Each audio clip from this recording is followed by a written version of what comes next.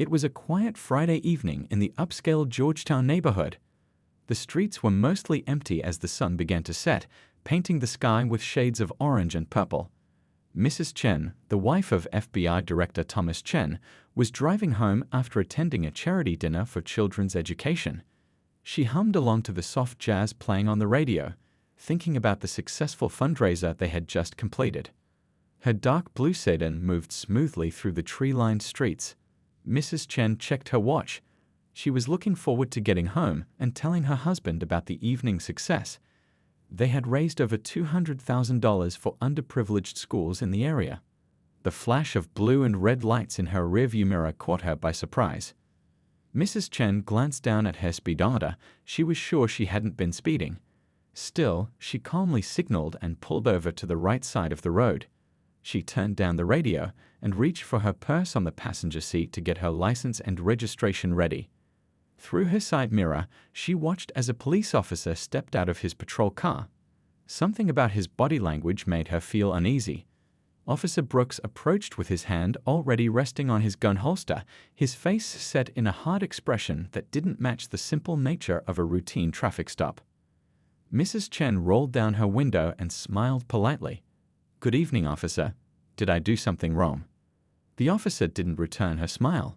His eyes narrowed as he looked at her. "License and registration," he demanded, his tone unnecessarily harsh. "Of course," Mrs. Chen replied, keeping her voice steady despite her growing discomfort. As she reached toward her purse, Officer Brooks suddenly drew his weapon and pointed it directly at her. "Hands where I can see them," he shouted, his voice filled with an anger that seemed to come from nowhere. Mrs. Chen froze, her heart pounding in her chest. "I'm just reaching for my license," she explained, trying to keep her voice from shaking. "You people always have excuses," Officer Brooks spat out, using words that made it clear his reaction had everything to do with her appearance and nothing to do with her driving. With trembling hands, Mrs. Chen slowly pressed the emergency recording button on her phone, a habit she had developed after hearing too many similar stories from friends. The phone, sitting in the cup holder, began recording without the officer noticing. "Please, officer, I haven't done anything wrong," she said softly, trying to defuse the situation. "I'm just on my way home from a charity event." "Sure you are," Officer Brooks scoffed. "Step out of the vehicle. Now." Mrs. Chen took a deep breath. "May I ask why?" "I haven't broken any laws." This seemed to make Officer Brooks even angrier. He tightened his grip on his gun, the barrel still pointed at her. "I don't need a reason. Get out of the car or I'll drag you out." Fighting to stay calm, Mrs. Chen decided to mention her husband's position, hoping it might make the officer think twice about his behavior. "Officer, I think there's been a misunderstanding. I'm the wife of FBI Director Chen." Officer Brooks laughed, a harsh sound without any humor. "Right, and I'm the president. Nice try. You expect me to believe that?" He leaned closer to the window, his words becoming even more offensive, filled with ugly stereotypes and assumptions. Across the street, a young couple walking their dog had stopped, concerned by what they were seeing. The woman pulled out her phone and began recording while her partner dialed 911. Mrs. Chen sat perfectly still, her hands visible on the steering wheel, as Officer Brooks continued his tirade. She had faced prejudice before, but never like this, never with a gun pointed at her chest and her life potentially hanging in the balance over nothing more than a supposed traffic violation. The red and blue lights continued to flash, illuminating the scene in alternating colors as the confrontation continued to escalate on the quiet Georgetown street. What should have been a routine traffic stop had turned into something much more dangerous, all because of one officer's prejudice. Mrs. Chen's fingers gripped the steering wheel tightly as Officer Brooks continued to point his gun at her. The seconds felt like hours. Her training as the wife of an FBI director had prepared her for difficult situations, but nothing quite like this. She took slow, deep breaths, remembering what her husband had always told her: "Stay calm, think clearly, and document everything." "Officer, I understand you're doing your job," Mrs. Chen said in an even voice, despite her racing heart. "But I haven't broken any laws. Could you please lower your weapon so we can talk properly?" Officer Brooks' face twisted with anger. "Don't tell me how to do my job. Your kind always thinks you know better than everyone else." Mrs. Chen flinched at his words but kept her composure. The phone in her cup holder continued recording, capturing every offensive word that fell from the officer's mouth. She could see in her side mirror that more people had gathered across the street, watching with concern. "Step out of the car now," Officer Brooks demanded, his voice growing louder. He moved his free hand to the door handle and yanked it open. "I said get out." Mrs. Chen carefully unbuckled her seatbelt, making sure her movements were slow and deliberate. "I'm cooperating, officer. Please, there's no need for the gun." As she stepped out of the car, the cool evening air hit her face. She stood straight, her hands visible at her sides, dressed in the elegant but simple blue dress she'd worn to the charity event. Officer Brooks was much taller than her, and he used his height to intimidate, standing too close, invading her personal space. "Turn around and put your hands on the vehicle," he ordered, still aiming his gun at her. "May I ask why I'm being treated this way?" Mrs. Chen asked, her voice steady despite her fear. "What traffic law did I break?" "You were driving suspiciously," Officer Brooks snapped back, though he couldn't explain what had been suspicious about her careful driving. "And now you're being uncooperative." Mrs. Chen slowly placed her hands on the roof of her car. "I'm trying to cooperate, officer, but I'd like to know why I was pulled over." An older man walking his dog had now joined the small crowd of onlookers. He pulled out his phone and began recording too. Mrs. Chen noticed this from the corner of her eye and felt a small measure of relief, knowing that multiple people were witnessing this injustice. Officer Brooks noticed the gathering crowd too, but rather than moderating his behavior, it seemed to make him more agitated. "You think having an audience will help you? No one's going to care about your complaints." Mrs. Chen took another deep breath. "Officer Brooks," she said, reading his name tag, "I am the wife of FBI Director Thomas Chen. You can verify this information. My ID is in my purse." Officer Brooks laughed coldly. "Sure, and I'm married to a movie star. You people always make up stories to get out of trouble." "It's not a story," Mrs. Chen replied calmly. "You can call it in and check." This suggestion seemed to enrage Officer Brooks further. He moved even closer, his voice dropping to a threatening whisper. "Listen here. I don't care who you pretend to be. Around here, I'm the authority, understand?" The situation was growing more dangerous by the minute. Mrs. Chen could feel the tension in the air, thick and suffocating. Across the street, one of the bystanders was now on the phone, hopefully calling for help or another police officer. "Officer," Mrs. Chen tried again, "I respect your authority. But pointing a gun at someone who hasn't threatened you in any way isn't right, and you know it." For a moment, doubt flickered across Officer Brooks' face, but it quickly hardened again into anger. "Turn around. I'm going to search you and then the vehicle." Mrs. Chen's mind raced. She knew her rights were being violated, but arguing with an armed man who was clearly not following proper procedure could be dangerous. The phone in her car was still recording, documenting every word of this increasingly frightening encounter. Just as Officer Brooks reached for his handcuffs with his free hand, the sound of another police siren could be heard in the distance, growing louder as it approached the scene. Relief washed over Mrs. Chen. Help was on the way. The police siren grew louder as a second patrol car pulled up behind Officer Brooks' vehicle. Mrs. Chen felt a rush of hope, though she kept her hands firmly on the roof of her car, not wanting to give Officer Brooks any excuse to escalate the situation further. The new police car's door opened, and a woman in uniform stepped out. Officer Ramirez was shorter than Brooks, but carried herself with authority as she approached the scene. Her eyes quickly took in the situation: Officer Brooks with his gun still drawn, Mrs. Chen with her hands on the car, and the small crowd of concerned citizens watching from across the street. "What's going on here, Brooks?" Officer Ramirez asked, her tone professional but with a hint of concern. Officer Brooks glanced over his shoulder, momentarily distracted. "Just handling a traffic stop. Nothing that needs backup." Officer Ramirez stepped closer, her gaze moving between Brooks and Mrs. Chen. "Then why is your weapon drawn on an unarmed civilian?" "She was reaching for something," Brooks replied defensively. "Could have been a weapon." Mrs. Chen spoke up, her voice calm despite her racing heart. "I was only reaching for my ID when he asked for it." Officer Ramirez nodded slowly, then turned to her colleague. "Brooks, holster your weapon. Now." For a moment, it seemed like Officer Brooks might refuse. His jaw tightened, and his grip on the gun didn't loosen. "That's an order, Brooks," Officer Ramirez said firmly. "Holster your weapon." The tension in the air was thick enough to cut with a knife.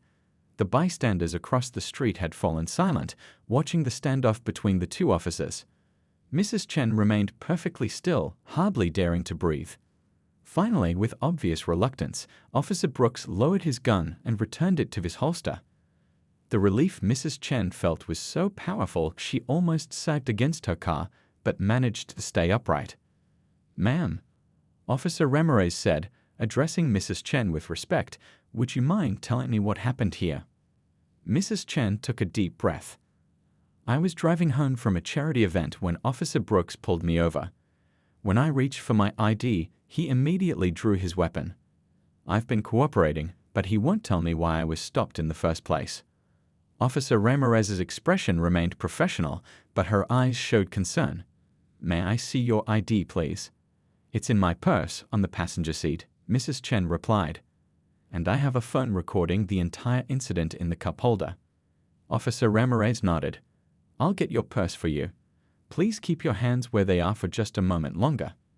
She walked to the passenger side of the car, retrieved the purse, and brought it back. "You can lower your hands now. Please show me your ID."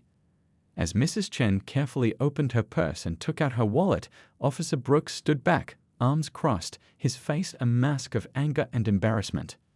Mrs. Chen handed her driver's license to Officer Ramirez, whose eyes widened slightly as she read the information. "Mrs. Chen," as in wife of FBI Director Thomas Chen, Officer Ramirez asked, her voice dropping slightly. "Yes," Mrs. Chen replied simply. Officer Ramirez handed the license back and turned to Officer Brooks, who had paled visibly. "Brooks, go wait in your patrol car. Now." Once Officer Brooks had reluctantly walked back to his vehicle, Officer Ramirez turned to Mrs. Chen with genuine concern. "Are you all right, Mrs. Chen? I apologize for my colleague's behavior." Mrs. Chen's shoulders relaxed slightly for the first time since being pulled over. "I'm shaken, but I'm all right." Officer Ramirez pulled out her radio. "I need to report this incident immediately. Could you show me the recording you mentioned?" Mrs. Chen retrieved a phone from the car, the recording still running. She stopped it and played it back from the beginning, the harsh words and threats from Officer Brooks filling the quiet evening air. As they listened, Officer Ramirez's expression grew increasingly troubled. When the recording finished, she looked at Mrs. Chen with determination. "Mrs. Chen, I promise you this will be addressed. I'm going to call my captain right away. Would you be willing to wait here while I make that call?" Mrs. Chen nodded, watching as Officer Ramirez stepped away to use her radio. In the patrol car, Officer Brooks sat staring straight ahead, his career hanging by a thread as the consequences of his actions began to take shape. Officer Ramirez returned from her radio call, her expression serious but kind. "Mrs. Chen, the captain is on his way. He wants to handle this personally." Mrs. Chen nodded, wrapping her arms around herself against the evening chill that was setting in. Or maybe it was the aftermath of fear finally catching up with her. "Thank you, Officer Ramirez." "Would you like to sit in my patrol car while we wait? It's getting cold out here," Officer Ramirez offered. Mrs. Chen glanced at her own car. "I'd prefer to get my coat from my backseat, if that's all right." Officer Ramirez nodded and walked with her to retrieve the coat. The small crowd of bystanders remained across the street, talking quietly among themselves. One older gentleman approached cautiously. "Ma'am, officer," he said respectfully, "I have video of what happened. I'd be happy to share it if it helps." Officer Ramirez took down his contact information with thanks. By now, the initial shock was wearing off, and Mrs. Chen found herself checking her phone. 3 missed calls from her husband. Of course, she was late getting home. As she was about to call him back, the sound of multiple vehicles approaching caught everyone's attention. 2 more police cars pulled up, followed by an unmarked black SUV that Mrs. Chen recognized immediately. The SUV had barely stopped when the back door flew open, and FBI Director Thomas Chen stepped out, his face a mask of concern. When he spotted his wife, relief washed over his features, followed quickly by controlled anger as he took in the scene. Lee, he called, using his wife's first name as he rushed to her side. Are you hurt? Mrs. Chen shook her head, suddenly fighting tears now that her husband was here. I'm okay, Tom. Just shaken. Director Chen wrapped an arm around his wife protectively while maintaining his professional composure. A tall man in a police captain's uniform approached them, his face grim and apologetic. Director Chen, Mrs. Chen, the captain said with a respectful nod. I'm Captain Wilson. I can't begin to express how sorry I am about this incident. Director Chen's voice was calm but firm. I understand one of your officers pulled a gun on my wife during a routine traffic stop, Captain. Captain Wilson nodded gravely. Yes, sir. And I assure you, this will be dealt with swiftly. Mrs. Chen spoke up. I have a recording of the entire incident, Captain. And this gentleman, she gestured to the older bystander, has video as well. Captain Wilson turned to Officer Ramirez. You've seen the evidence. Officer Ramirez nodded. Yes, sir. I've reviewed Mrs. Chen's recording. Officer Brooks' conduct was completely unacceptable and violated multiple department policies. Captain Wilson turned to where Officer Brooks was still sitting in his patrol car. His face hardened. Bring him over here. Another officer went to get Brooks, who emerged from his vehicle with a sullen expression. When he saw Director Chen standing with his arm around Mrs. Chen, his face paled even further. Officer Brooks, Captain Wilson said, his voice cold. Turn in your badge and gun. You're on administrative leave effective immediately pending investigation, but I'll tell you now, based on what I've already heard. I don't expect you'll be returning to duty. Officer Brooks' mouth opened in protest, but seeing the hard expressions around him, he closed it again. Wordlessly, he removed his badge and gun, handing them to Captain Wilson. You'll be escorted back to the station to complete paperwork, Captain Wilson continued. And I strongly suggest you contact your union representative. As Officer Brooks was led away by another officer, Captain Wilson turned back to the Chens. Mrs. Chen will need your formal statement. Would you prefer to do that now or tomorrow? Director Chen looked at his wife, concern evident in his eyes. Mrs. Chen took a deep breath. I'd like to get it over with now, while everything is fresh in my mind. Captain Wilson nodded. Of course, we can take your statement at the station, or if you prefer, at your home. Mrs. Chen squared her shoulders. The station is fine. But first, I'd like a copy of my recording sent to my husband's email, just to be safe. The bystanders who had witnessed everything were still watching from across the street. Some were on their phones, undoubtedly sharing what they had seen. By morning, the story would be everywhere. The next morning, the Georgetown Police Department buzzed with unusual activity. Officers spoke in hushed tones around the coffee machine, and the administrative staff worked with focused urgency. Chief Rivera had called an emergency meeting for 8 a.m. sharp, and everyone knew why. In the large conference room, Chief Rivera sat at the head of the table, reviewing the evidence for the third time. The recording from Mrs. Chen's phone played through the speakers, making several officers shift uncomfortably in their seats. When it finished, the chief looked up at the gathered group, Captain Wilson, 3 representatives from Internal Affairs, the department's legal counsel, and a nervous-looking union representative. Play the bodycam footage again, Chief Rivera ordered, her voice tight with controlled anger. The department tech officer clicked a button, and Officer Brooks' bodycam video appeared on the large screen.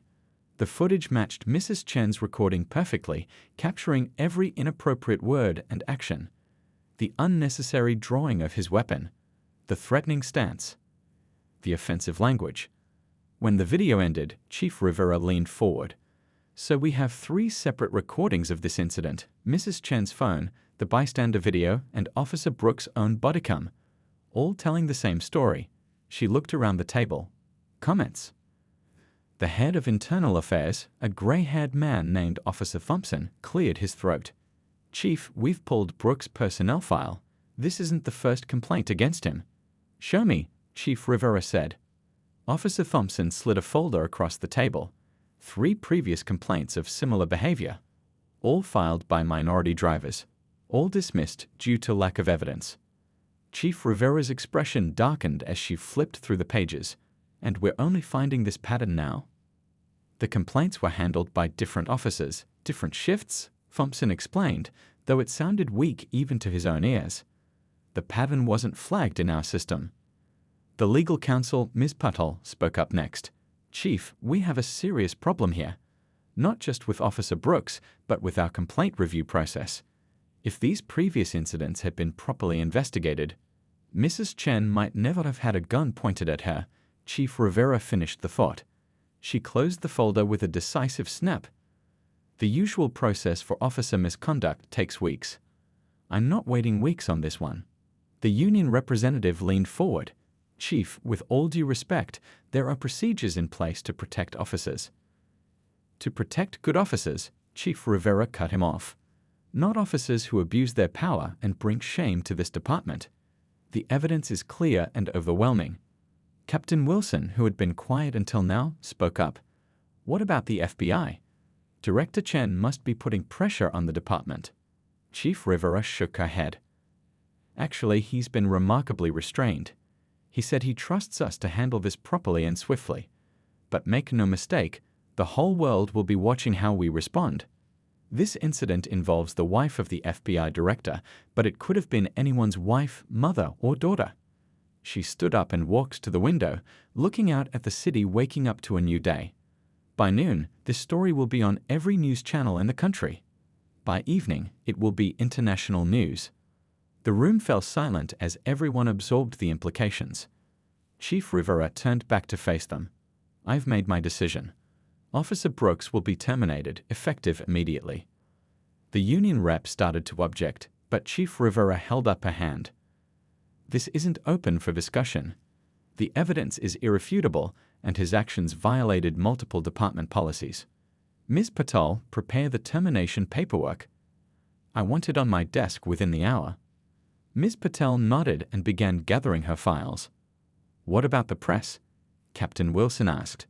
They're already gathering outside. Chief Rivera straightened her uniform jacket. I'll address them at 10 a.m. We will be transparent about what happened and the actions we're taking. We'll also announce a full review of our complaint investigation procedures and additional training for all officers.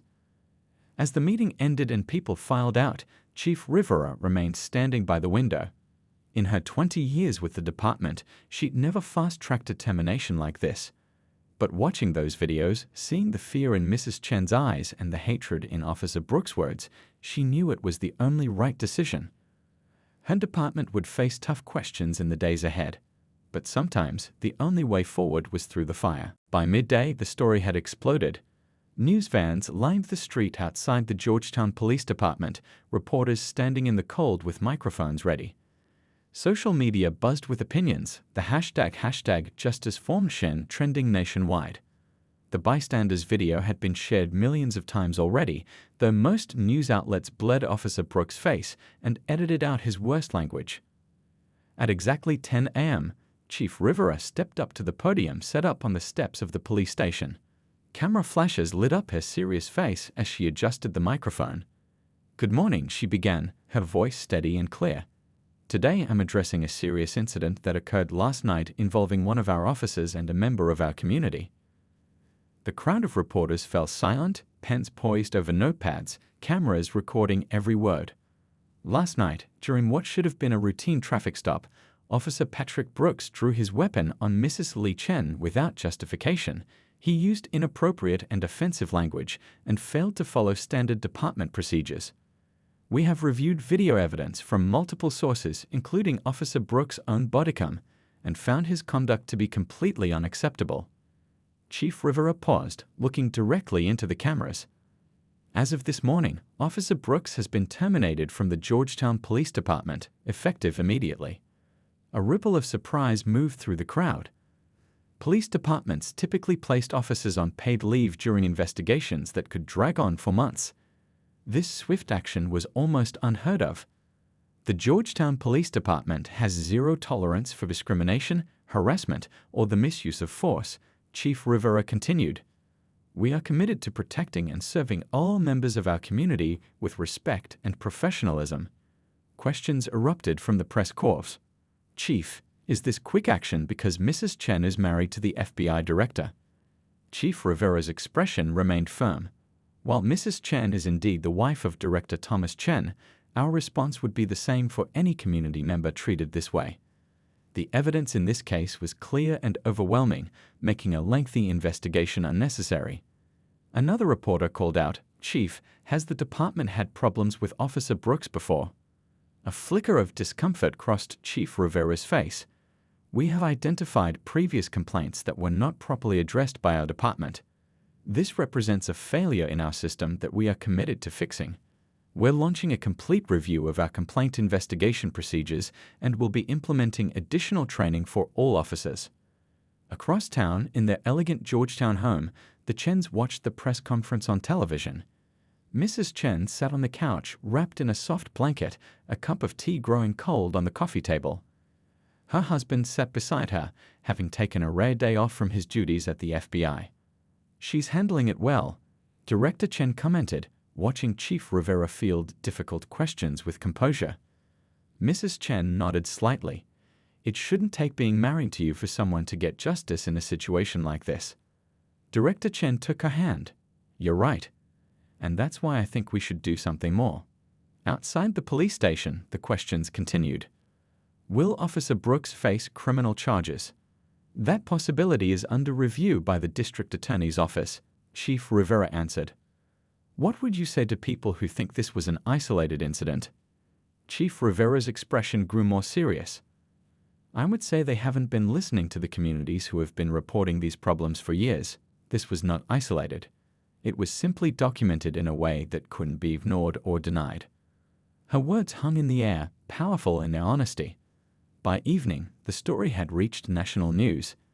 Television pundits debated police reform, implicit bias, and accountability. Some defended Brooks, suggesting he was being made a scapegoat. Others praised Chief Rivera's decisive action, but questioned why it took an incident involving someone connected to power for swift justice to occur. Social media told another story, as thousands shared their own experiences with police profiling. The conversation was difficult, sometimes heated, but necessary. That night, Director Chen made a series of phone calls while his wife finalized a written statement. By morning, they would announce the formation of a new foundation dedicated to police accountability and reform, turning their personal trauma into positive change. Officer Brooks, meanwhile, sat alone in his apartment, his badge and gun gone, watching his name become synonymous with everything wrong in policing. 6 months had passed since that night in Georgetown when Mrs. Chen had stared down the barrel of Officer Brooks' gun. The cherry blossoms were in full bloom across Washington, D.C. as she climbed the steps of the police academy, a folder of papers tucked under her arm. Inside, 30 fresh-faced police cadets sat in neat rows, their blue uniforms crisp and new. They fell silent as Mrs. Chen walked to the front of the room, accompanied by Chief Rivera. "Good morning," Chief Rivera addressed the class. "Today we have a special guest speaker. This is Mrs. Li Chen, co-founder of the Chen Foundation for Police Accountability." Mrs. Chen smiled at the young officers in training. 6 months ago, she might have been nervous to face a room full of police cadets. But after sharing her story dozens of times across the country, she had found her voice. "Thank you for having me," she began. 6 months ago, I was driving home from a charity dinner when I was pulled over. What should have been a routine traffic stop turned into the most frightening night of my life." The room was completely silent as she recounted her experience with Officer Brooks. She didn't dramatize or exaggerate. The simple truth was powerful enough. "I was fortunate," she continued. "I had resources many people don't have. My husband's position meant my case received immediate attention. The recordings meant my word couldn't be questioned." She paused, looking around the room. "But what about all the people who don't have those advantages? Who would believe them?" Across town, Director Chen was meeting with lawmakers about the Police Accountability Act, legislation that had grown directly from the Chen Foundation's work. The bill would require immediate suspension of officers who showed discriminatory behavior and create a national database to track police misconduct across state lines. Back at the academy, Mrs. Chen was showing the cadets the new body camera technology their foundation had helped fund for 3 state police forces. "These cameras protect everyone," she explained. "They protect citizens from misconduct, and they protect good officers from false accusations. Transparency helps build trust. A young cadet raised her hand. Mrs. Chen, do you hate police officers now, after what happened to you? Mrs. Chen shook her head. Not at all. Officer Brooks was one person who abused his power. Officer Ramirez, who intervened that night, showed me what good policing looks like. And Chief Rivera's response showed me what accountability looks like. She smiled at the chief. I believe in good policing. That's why I'm here today. After her talk, several cadets approached to thank her. One young man, his hands shaking slightly, told her about growing up in a neighborhood where police were feared, not trusted. I joined to change things from the inside, he explained. Your foundation's scholarship is the only reason I could afford to be here. Mrs. Chen squeezed his arm encouragingly. Then you're exactly who we need wearing that uniform. Meanwhile, former Officer Brooks had become a cautionary tale in police departments nationwide. His termination had survived all appeals, and 3 of his previous victims had come forward with civil lawsuits after seeing Mrs. Chen's story on the news. No longer protected by the badge, he faced serious financial and legal consequences for his years of misconduct. That evening, the Chens hosted a small dinner at their home to celebrate the Foundation's 6-month anniversary. Chief Rivera was there, along with Officer Ramirez, who had recently been promoted to sergeant. Several community leaders and police reform advocates sat around the table discussing the progress they had made and the work still to be done. We've helped implement body cameras in 15 departments now, Director Chen reported, and our civilian review board model has been adopted in 4 cities. Mrs. Chen looked around the table at this unlikely alliance of police leadership and community activists working together. The night of her traffic stop had been traumatic, but from that trauma had come real change. Later, as the guests were leaving, Chief Rivera pulled Mrs. Chen aside. I wanted you to know, applications to our department are up 30% since we implemented your foundation's reforms. Good people want to be part of good systems. Mrs. Chen smiled. That's how change happens. One department, one officer, one traffic stop at a time. As she closed the door behind the last guest, she thought about all the people who would never know her name or her story, but whose interactions with police might be different because of what had happened that night. It wasn't enough, not yet, but it was a start.